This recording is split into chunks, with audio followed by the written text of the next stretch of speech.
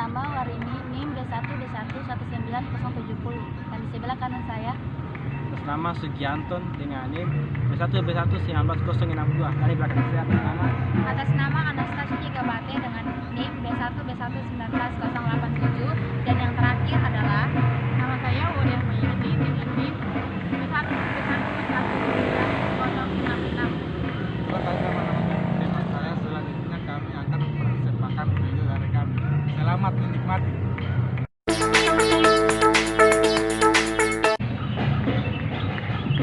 Sini saya akan menjelaskan tentang apa itu hukum, pengertian hukum menurut para ahli, dan tujuan hukum berdasarkan pada teori. Yang pertama yaitu apa itu hukum. Hukum menurut Kamus Besar Bahasa Indonesia atau biasa disingkat KBBI, suatu adat yang secara resmi dianggap mengikat. Yang kedua yaitu pengertian hukum menurut para ahli. Yang pertama menurut CST Kansil bahwa hukum yaitu peraturan yang bersifat memaksa untuk menentukan kehidupan manusia yang dibuat oleh badan resmi.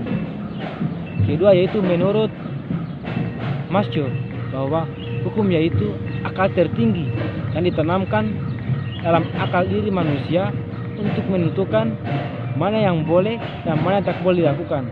Yang ketiga menurut Brunhoff bahwa hukum yaitu keseluruhan peraturan yang memaksa dan berlaku dalam suatu negara.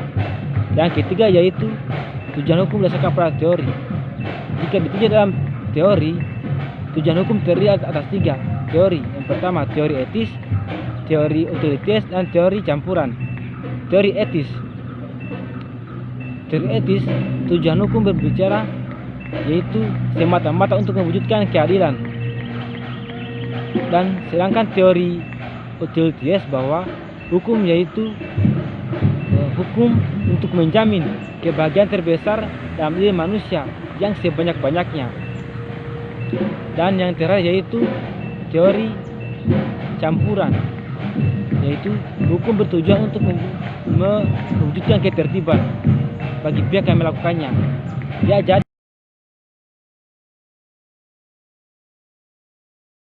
selanjutnya saya akan membahas tentang hukum bisnis. Sebelum itu kita harus mengetahui apa itu hukum dan apa itu bisnis. Hukum adalah peraturan yang tertulis maupun tidak tertulis yang mengatur manusia dalam hidup bermasyarakat, di mana di dalam hukum itu ada aturan yang berisi ketentuan, reward and punishment, ada sanksi, ada imbalan.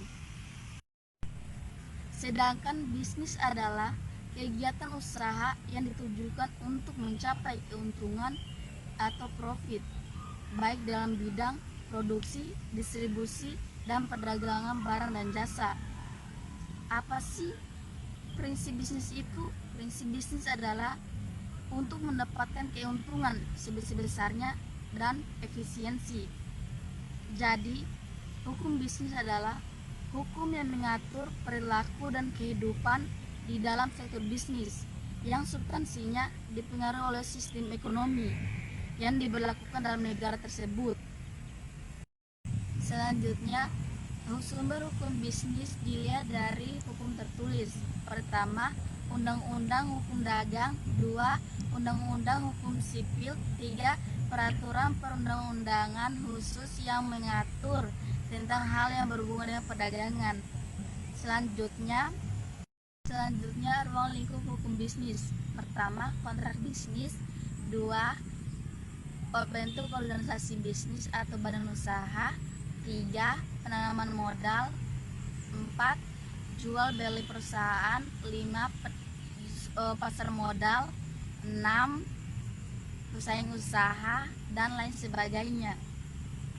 Kemudian dasar diperlukannya hukum bisnis dalam kegiatan bisnis. Pertama, dapat memberikan kepastian hukum. 2.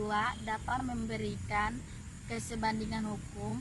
3. Dapat memberikan perlindungan bagi pihak yang terkait. 4.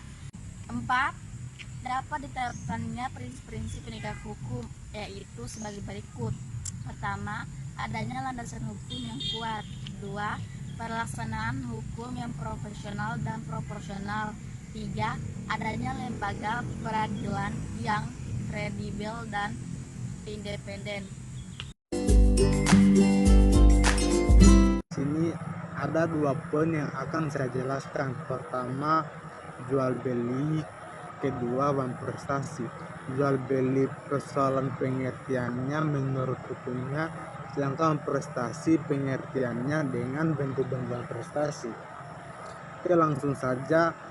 Jadi jual beli menurut KUHP Perdata pasal 1457 adalah bentuk perjanjian dengan mana pihak yang satu mengikatkan dirinya untuk menyerahkan suatu barang dan pihak yang lain membayar barang dengan harga yang sudah dijanjikan. Itu menurut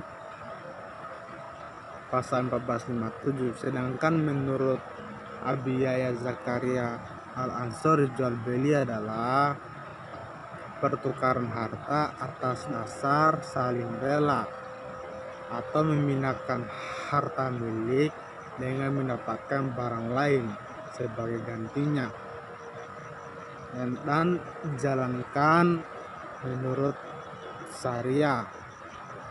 Tuh. Habis itu dalam prestasi. Jadi dalam prestasi ini adalah satu kondisi di mana salah satu pihak tidak menjalankan apa yang telah disepakati. Itu pengertian dalam prestasi. Sedangkan bentuk-bentuk prestasi sendiri, pertama, satu, tidak menjalankan apa yang telah disepakati. Itu salah satu bentuk prestasi. Kedua, menjalankan apa yang tidak disepakati tetapi tidak sebagaimana yang sudah dijanjikan.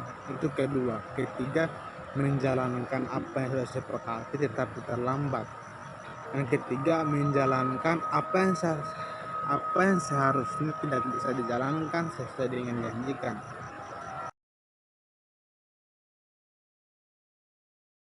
Teman, sekarang kita lanjut ke poin pembahasan selanjutnya. Nah, di sini saya akan menjelaskan tentang apa itu badan usaha.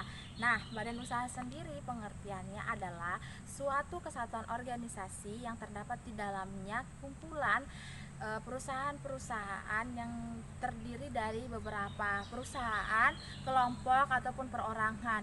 Nah, ada beberapa bagian badan usaha yang terdapat di bidangnya, yaitu yang pertama yaitu badan usaha ekstraktif yang bergerak di bagian sektor penggalian, seperti contohnya yaitu tambang dan juga pengaburan minyak. Lalu yang kedua, badan usaha agraris yang bergerak di sektor pengelolaan tanah, misalnya pertanian, perkebunan, perikanan, dan juga kehutanan. Lalu yang ketiga yaitu badan industri yang bergerak di sektor bahan baku sampai bahan baku siap pakai, contohnya seperti kursi, kain, dan lain sebagainya. Kemudian badan usaha perdagangan yang bergerak di sektor pembelian barang untuk dijual kembali atau didagangkan kembali, contohnya pedagang pakaian dan juga sembako. Lalu penjual sayur. Yang terakhir atau yang kelima adalah badan usaha yang bergerak di sektor pemberian jasa, misalnya seperti hotel atau transportasi, memberikan pelayanan kepada konsumen. Nah, pasti diantara teman-teman sekalian bertanya, apa sih bedanya badan usaha dengan perusahaan? Nah, perbedaannya yaitu badan usaha itu merupakan kumpulan perusahaan-perusahaan yang tujuannya menghasilkan laba atau keuntungan. Nah, sedangkan perusahaan adalah lembaga yang bertujuan menghasilkan laba. Perbedaannya tidak terlalu signifikan atau perbedaannya tidak terlalu jauh, karena dari keduanya tersebut perbedaannya adalah sama-sama menguntungkan atau mencari laba untuk kesejahteraan dari badan usaha tersebut. Nah, poin selanjutnya saya akan menjelaskan tentang BUMN. Apa sih itu BUMN? BUMN atau badan usaha milik negara, yaitu badan usaha yang dimiliki oleh negara. BUMN merupakan salah satu pelaku ekonomi dalam sistem perekonomian nasional selain BUMS dan koperasi. Menurut Undang-Undang RI nomor 18 tahun 2003, BUMN adalah badan usaha yang seluruhnya atau sebagian besar modalnya dimiliki oleh negara melalui penyertaan secara langsung yang berasal dari kekayaan negara yang dipisahkan. Jenis BUMN yaitu ada terbagi menjadi dua, yaitu Perum dan juga Persero. Nah, Persero itu adalah BUMN yang membentuk perseroan terbatas yang modalnya terbagi dalam satuan yang seluruhnya atau paling sedikit sebesar 51% sahamnya dimiliki oleh negara dengan tujuan usaha memperoleh keuntungan ataupun laba. Nah, contohnya seperti apa sih itu perseroan yang dimiliki oleh negara? Contohnya itu perusahaan Pertamina, perusahaan Kimia Farma, TBK, perusahaan Kereta Api Indonesia, dan juga perusahaan Jansostek. Lalu Perum atau perusahaan umum adalah BUMN yang seluruh modalnya dimiliki oleh negara. Jadi teman-teman, Perum ini semuanya dimiliki, modalnya dimodali oleh negara dan tidak terbagi atas saham. Jadi tidak ada saham di antara Perum tersebut. Contohnya seperti apa teman-teman? Contohnya itu seperti Perum Damri, lalu Perum Bulog, dan Perum Perunas, dan lain sebagainya. Di sini saya akan menjelaskan tentang badan usaha milik swasta. Badan usaha milik swasta adalah badan usaha yang didirikan dan dimodali oleh seseorang atau sekelompok orang.